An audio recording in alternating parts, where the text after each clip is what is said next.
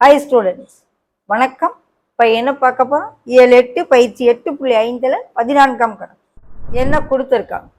ஆங்கில எழுத்துக்கள் ஏ முதல் இசட் வரை ஒரு எழுத்து சமவாய்ப்பு முறையில் தேர்ந்து செய்யப்படுகிறது. அப்போ மொத்தம் எத்தனை எழுத்து இருக்கு?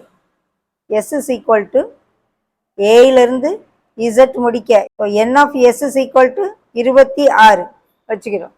என்ன கேள்வி கேட்குறாங்க? ஒரு எழுத்து தேர்வு செய்யப்படும்.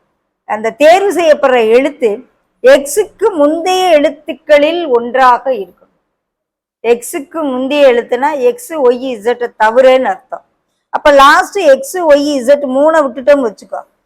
இந்த 3 விட்டுட்டோம்னா மொத்தம் இதுக்கு முந்தைய எழுத்து எத்தனை இருக்கும்? 23 எழுத்து தானே இருக்கும். ஏன்னா மொத்தம் 26 எழுத்துல இந்த 3 எழுத்து போயிருச்சு. அப்ப எக்ஸுக்கு முந்தைய எழுத்துக்களில் ஓர் எழுத்து தேர்வு செய்ய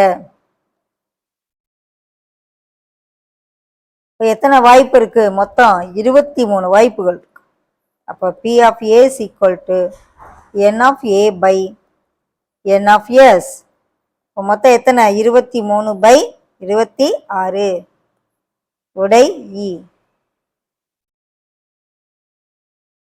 ஓகே.